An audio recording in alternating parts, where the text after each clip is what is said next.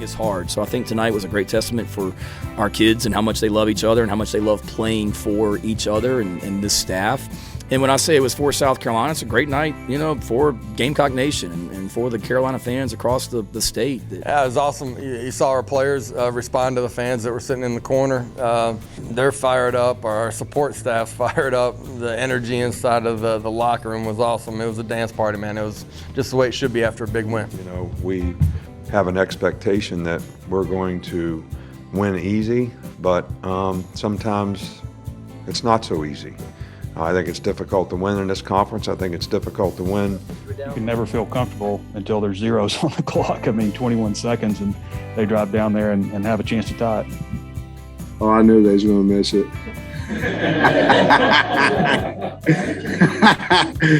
Oh, shoot. I hate it for the kids, and all that. Welcome in the latest episode of that SEC podcast. I'm your host, Michael Bratton.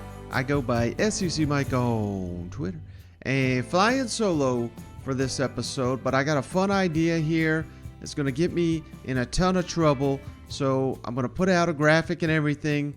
Feel free to tag Cousin Shane on that bad boy just to give him something to complain about the next time he stops by. But I am going to project the winning totals that Vegas will put out for all 14 SEC teams for the upcoming season. Now, this is an important note to make. This is not me predicting how many games each team will win. This is me predicting what their over-under win totals will be. And of course, the win totals are just regular season. They do not factor in bowl games, playoff games, SEC championship, anything like that. It's just the regular season, so the maximum you can have is 12, and essentially no one's got an over-under of 12 going into a football season. So without further ado, we're going to break down all 14, and we're going to start at the bottom. And when I talk about these teams, I'm going to throw up to their schedule for the upcoming season here on the YouTube channel if you're following along. And we're going to go with Vanderbilt first. The Vanderbilt Commodores, hate to say it for all you Commodores out there, but you're still going to be near the bottom of the SEC. I don't think I'm taking anyone by surprise here, but, tricky non-conference schedule here for Vanderbilt. Open the season at Hawaii. Now, Hawaii's a train wreck, so I'm giving Vanderbilt the edge. I think they'll be favored, even though it's on the road at Hawaii. They got Elon. Okay, not that tricky. But then here we go. We got Wake Forest at home. That's a pretty solid ball club.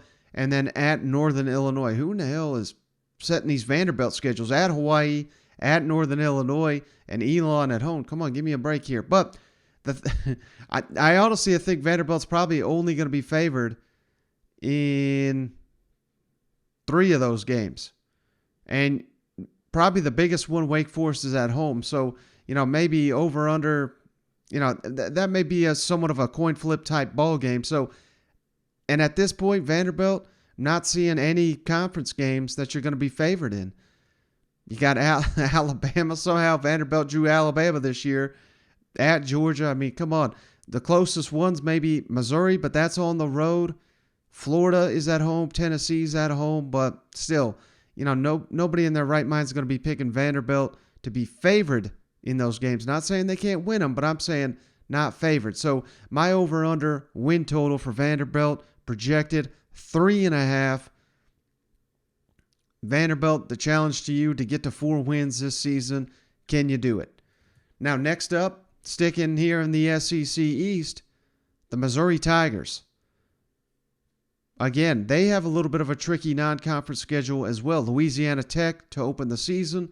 That's been a off and on solid program. They nearly beat Mississippi State last season.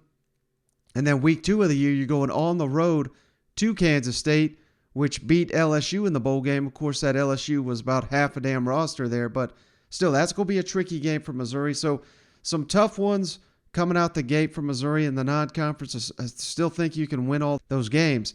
Now, here's the tricky part. Again, when you get into conference play, Georgia, you're getting them early. They're at home. You'd like to win all your SEC home games, but Georgia, is that realistic? I don't know. Kentucky, a lot of people are going to favor them as the number 2 team in the East. And then Arkansas, that's another one of your home games. So a very, very tricky home SEC schedule here for the Missouri Tigers. A lot of unanswered questions, whereas the road games at Florida, at South Carolina, at Tennessee, probably not going to be favored. At Auburn as well, probably not going to be favored in any of those ball games. Not saying you can't win them. Again, I'm going by win total projections, and that usually goes with who's favored to win the football game. So for Missouri, your number's 5.5. You get to a bowl game, I think you're overachieving based on the over-under I'm giving for you, 5.5. Next on the list, this is probably the trickiest one of them all. I'm feeling the least confident that I nailed it. But for the Auburn Tigers, over-under win total. And as Cousin Shane likes to keep pointing out, you got a hell of a favorable schedule out the gate. Mercer at home, San Jose State at home, Penn State, which is probably going to be a top 25 team, but you're getting them at home, Missouri at home, LSU. My God, Auburn got the lucky draw here. 5 consecutive home games to start the season. That could be one hell of an advantage. Brian Harsin and company could get on a real roll here. So why do I got the over-under so low? Coming up after that, at Georgia, at Ole Miss. Arkansas is going to be tough, even though that's at home.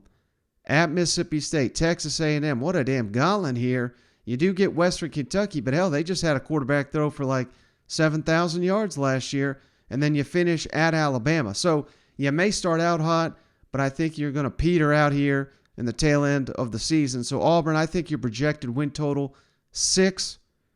Could be a little bit off on that one. Could be as high as 7, 7.5 at the most. But I think given all the offseason drama, I think 6 is a solid number here for the Auburn Tigers. Now, next on the list,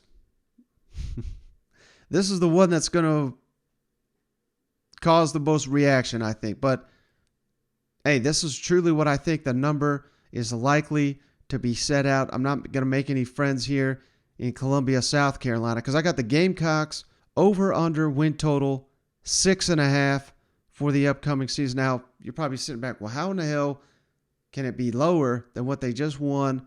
Again, this is just regular season. I know the additions they got. Hell, I'm pumping them up more than just about anybody, but the schedule is pretty tricky here. Georgia State out the gate, you should beat the hell out of them. But week 2 at Arkansas, very tough game.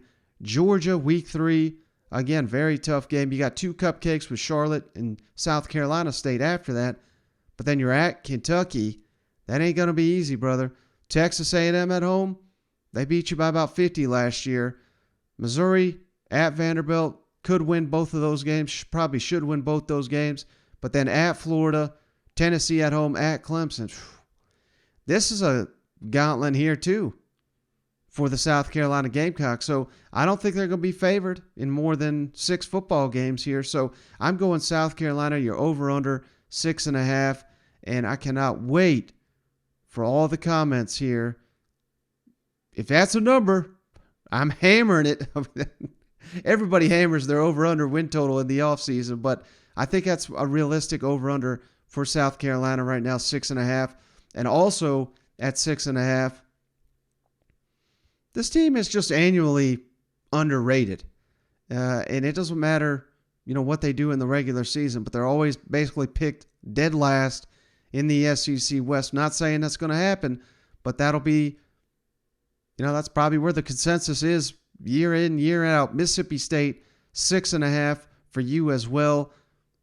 Also a little bit of a tricky schedule here for the Bulldogs. They get Memphis at home.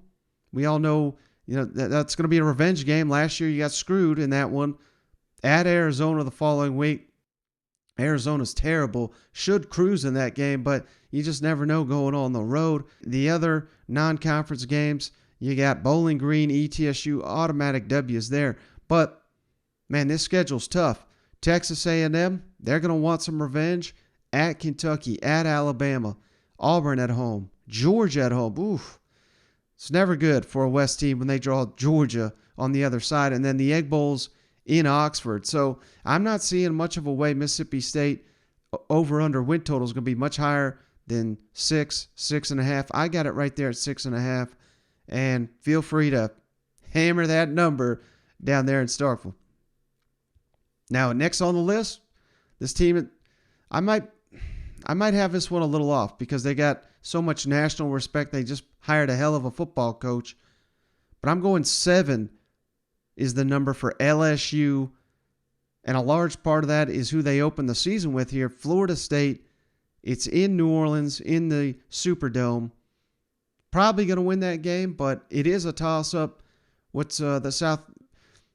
That Mike Norvell, what's he been down there 3 or 4 years now? I mean, he should have a competent team. I don't think he does, so LSU should beat them. But if you, for whatever reason, you have a hiccup in the first game of the Brian Kelly era, I think that could determine whether you get over this over-under win total of 7. You got Southern in the non-conference, New Mexico in the non-conference, and UAB. So yeah, you're going to get 3 wins easy. Should be 4 in the non-conference. It's all about the SEC schedule for the Tigers and who you got at home. Mississippi State, Tennessee, Ole Miss, Alabama. I mean, I'm not seeing any guaranteed wins right there in a first year under Brian Kelly. You should win a couple of those ball games, but there's no guarantees with the road trips at Auburn, at Florida, at Arkansas, at Texas A&M. I think 7 right there. Year 1 under Brian Kelly. I think that's going to be your over-under win total, and that's the same number, 7, that I have for the Florida Gators in the first season under Billy Napier, and a lot of that has to do with coming right out the gate, who the Gators got. Utah just went to the Rose Bowl. That's going to be an anticipated matchup, and then no favors done here. Week 2, Kentucky comes to town. This could be the best Kentucky team of the Mark Stoops era, and that's saying something considering Kentucky's won 10 games twice now in the last 4 years. It's going to be tough. USF, week 3, should beat the hell out of them, but then a trip to Tennessee. So Utah, Kentucky at Tennessee. If you win 2 or 3 of those games, you're going to go way over this over-under of 7. But if you go, 1-3, 2-2 right out the gate, I'm not liking your odds to do much more than 7. Because at the tail end of it, we got LSU, even though that's at home, Georgia in Jacksonville, at A&M, South Carolina, which just beat you, at Vandy, at Florida State. Florida may be a good one to pick to go over, but that beginning stretch of the season, that's going to be tough. That's going to be tough for any coach to come. I know we're all on the Billy Napier bandwagon here, but he's the greatest coach in the world till he loses a game. And I'm not saying he's going to come out and lose a bunch of games, but it's set up to happen that way. Now, if he overachieves, more power to him. But 7, I think, is the over-under win total for the Florida Gators right now. And speaking of a tough schedule, Arkansas, I got you at 7.5. I think that's going to be your over-under win total. And that's not necessarily a reflection of the football team there in Fayetteville, because hell, you just won 9 games, year 2 under Sam Pittman, trending up in Fayetteville, no doubt. But look at this gauntlet. I mean, Cincinnati at home should beat the hell out of them. Then South Carolina comes to town. That's going to be a very underrated game. Missouri State, you'll wax them, but you just never know. Bobby Petrino, that's interesting. Texas A&M, next on the schedule at AT&T Stadium. They're going to want revenge. Alabama comes to town. At Mississippi State, at BYU, good God, at Auburn, Liberty with Hugh Freeze, LSU at home, Ole Miss at home, and at Missouri. So, yeah, could you win 8 games there? Certainly.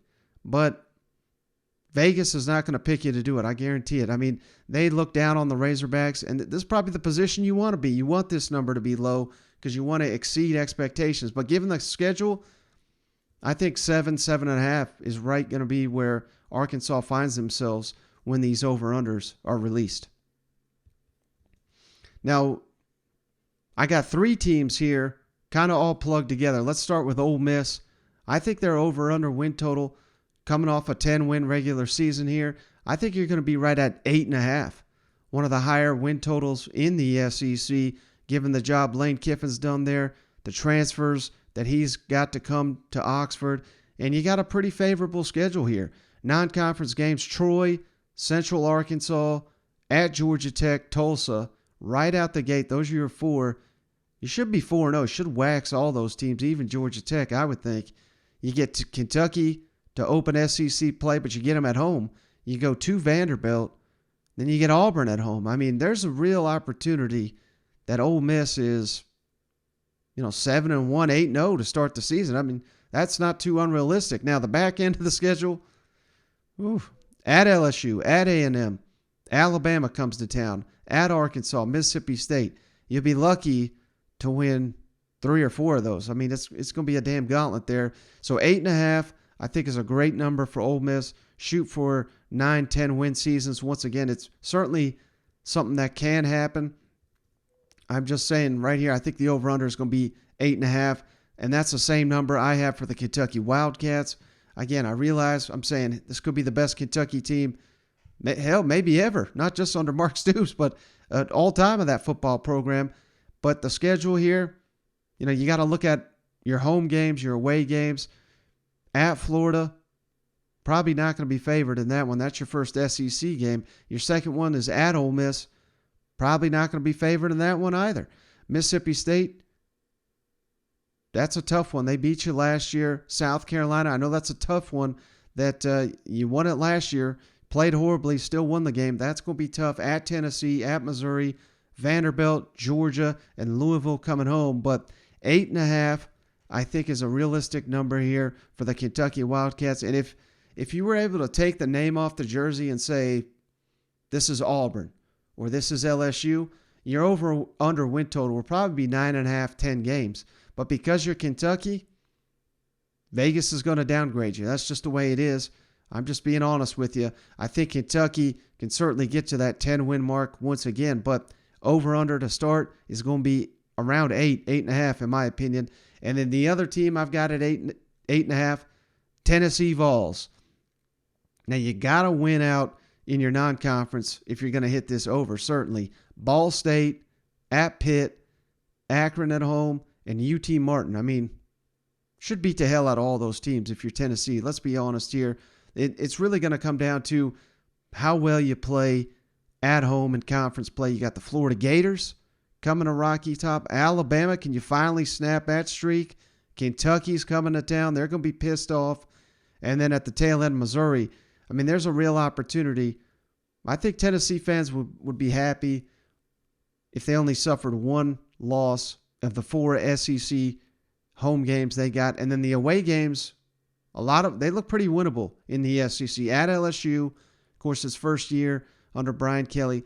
At Georgia, okay, that one's not so winnable. But at South Carolina, at Vanderbilt, those are games Tennessee's going to go into expecting to win. And that's a big reason why that's why I've got the Vols at 8.5 over-under win total.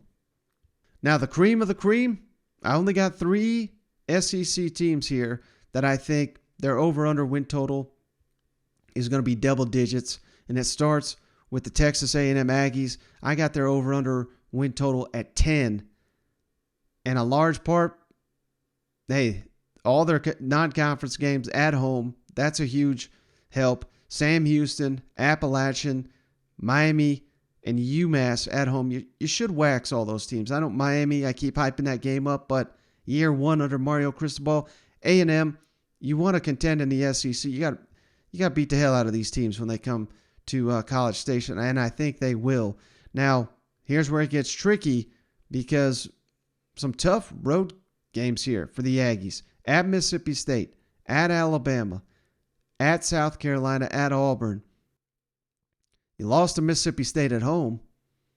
Alabama's going to be seeking revenge. That's tough. And that's before we even get to the home games here in SEC play. Ole Miss, Florida, LSU, and of course Arkansas on a neutral field. Yeah, you lost to several of those teams last season. So now that I'm sitting here talking to myself almost out of 10 wins. I mean, 9.5 for the Aggies may be a little bit more realistic, but the hype train is real there in College Station, so I'm sticking with it. I'll go with 10. I think the over-under for A&M is going to be 10. And then, of course, we're only down to 2 teams here, Alabama and Georgia. And I got the same number for each of them, 11.5. And here's the key to that one. There's not a damn game on either schedule for Alabama or Georgia. I'm not saying they're just going to run gauntlet through the schedule. I don't think that's going to happen. But when these odds come out this season, they're going to be favored in every single game, at least in the summer. Now, that could quickly change once we see these teams on the field. But, I mean, Alabama, what are we looking at? What's your trickiest game? At Texas? Give me a break. At Arkansas? That could be tough. A&M at home, Tennessee on the road, at Ole Miss, Auburn at home. There's not a chance in hell Alabama is not favored in every single one of those football games. So over under, they're not going to pick at 12, 11.5. I think is the better number. And they get, of course, Vanderbilt as their cross. I don't know how it seems like Alabama plays Vanderbilt about every other year as their crossover game, but maybe I'm just confusing Vanderbilt and Tennessee because they often look alike on the field. But and the same deal with Georgia here. I mean, you get Oregon right out the gate on a neutral field, but really, is it really neutral? It's in Atlanta. You beat the hell out of them. Samford, Kent State, Georgia Tech. I mean, my God, you probably average margin of victory 60 points in those non-conference games. Who you got on the road? At South Carolina, at Missouri, at Mississippi State, at Kentucky. You're going to be favored in every single one of those games, as well as every home game you got. So 11.5 win total for Georgia and Alabama. They will be the favorites to meet in Atlanta. Again, I'm not sitting here saying it's going to happen. Already, I'm not calling it this early on the calendar, but I'm saying that is going to be what Vegas projects for Alabama and Georgia, 11.5 wins this upcoming season. Now, if I haven't pissed off the rest of the SEC, we got a couple clips here. Real quick, not a ton of, it's spring football at a couple of these schools, but not a ton of news. It's still early, and right out the gate, it's a lot of stretching anyway, but I just thought this was pretty fascinating. So let's kick it down to Missouri real quick, where Eli Drinkwitz met with the media here. I believe this was on Tuesday, late after practice, and he was asked, of course, the Tigers hosted Jaden Daniels, the Arizona State transfer, who, of course, we know by now he's LSU quarterback. He's getting in on campus in Baton Rouge in time for spring football. So where does that leave Missouri in their quarterback competition? Are they still seeking a quarterback? Here's what Eli Drinkwitz had to say. I wouldn't say we're always looking, but if the right opportunity presented itself and we felt like it was somebody who could add competition to the room, then we'll evaluate each person individually. We're not, I would say we're not actively seeking, but we're not actively shying away from it either. So if there's somebody who wants to come and compete for the starting quarterback job, I think if you talk to Tyler or if you talk to Brady, they would both welcome competition because that's who we are. But you're not going to get a chance to talk to them because I'm not going to let you.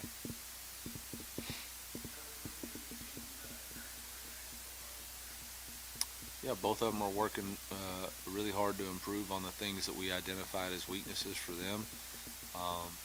And they make mistakes. They grow from those mistakes. They're doing a good job of showing leadership.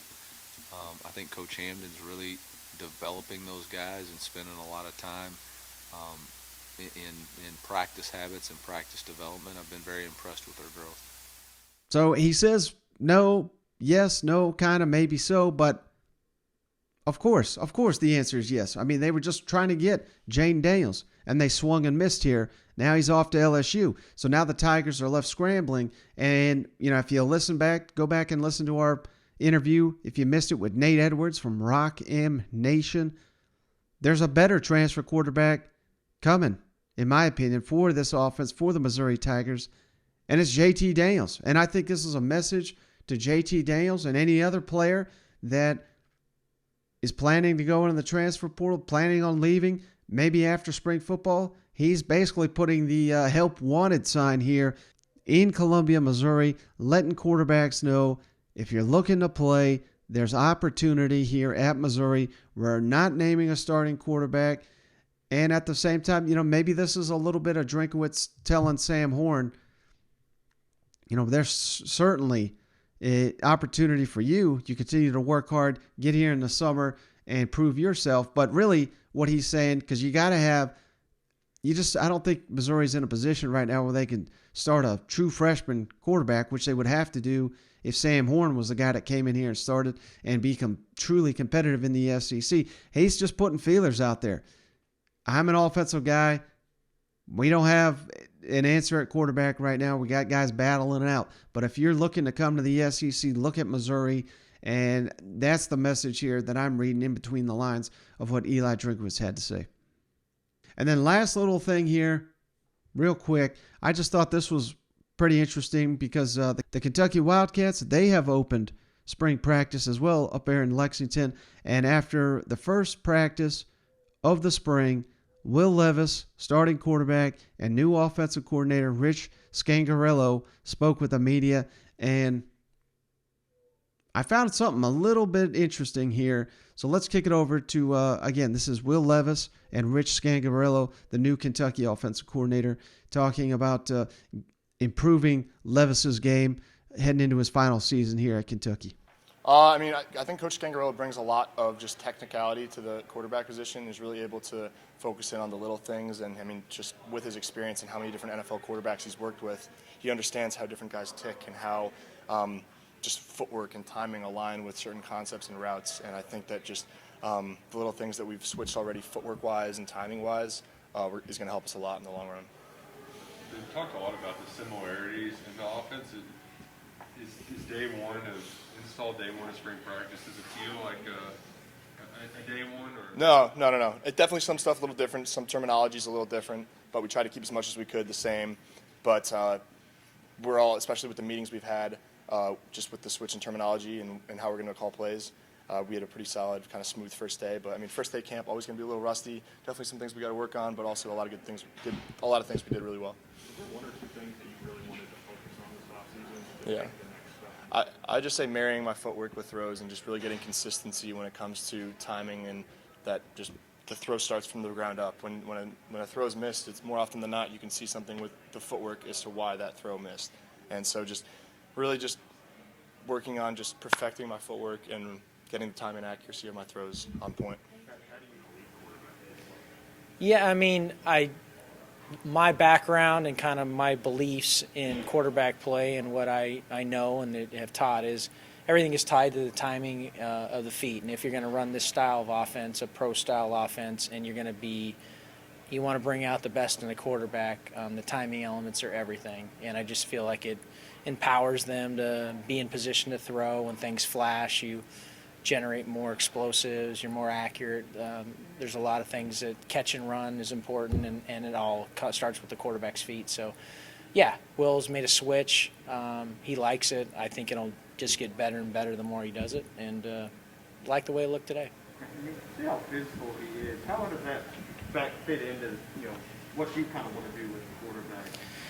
Well, he's got to protect himself too. So we've had some discussions. There's a fine line between being a baller and being reckless. And when your organization or your university or your teammates and people are counting on you, there's a good balance of controlling, impulse control is what I'd say, where you have to make those decisions in split seconds to protect yourself and get down or run out of bounds full speed, or, hey, I need the first down on 3rd and 5 and this is to win a game, I got to sell out. So to me, his physicality is one of his blessings, but it's also something that if he doesn't manage it, could lead to negatives too. And so that's the fine line. Where when you're in a red jersey and you're not getting hit, you never feel that. So it's not until game day. So practicing that mindfully now will only help him down the road.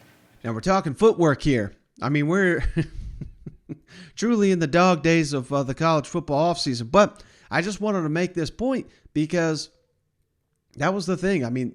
You talk to any Kentucky fan, they're all in on Will Levis. And I'm not sitting here saying he's a bad quarterback, but with Wandell off to the NFL, with some elite linemen off to the NFL, as well as some key defensive players off to the NFL, this has got to be Will Levis-led offense. I know you still got Chris Rodriguez, but I'm trying to sit here and think when's the last time a running back took over the SEC. The last one that comes to mind is Derrick Henry. And all due respect to Chris Rodriguez, he ain't no Derrick Henry because there's only one of those guys. He's a unicorn.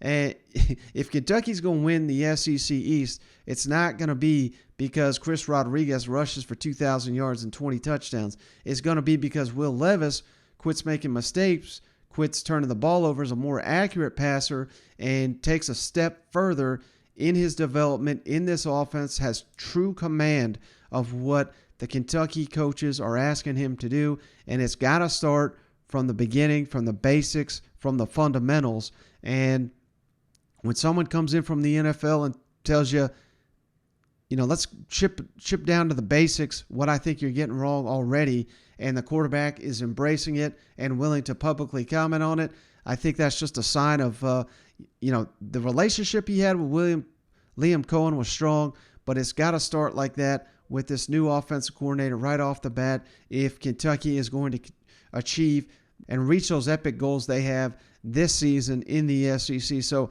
I just love to hear this from Will Levis. You got to be able to, in springtime, you got to pick these little nuggets out, and this is a nugget that I'd heard here and spreading it on with you guys. So, hey, again, I'm on the Kentucky bandwagon, and I just love to hear these little comments here from the quarterback and your offensive coordinator, Rick Scangarello. But, hey, that's going to do it. That's all I got on this episode of the show. Still trying to line up a couple guest interviews. We'll see if those come through or not before the week is done. But if not, we got Arkansas speaking. I believe we got Texas A&M speaking here. We got South Carolina's going to hit the practice field next week, as well as Tennessee. I mean, spring football is back, baby, in the SEC, and that just means more content for us to pour through and look for little gems like we just got on this one. So, hey, that's going to do it for this episode of the show. We'll catch you on the next one.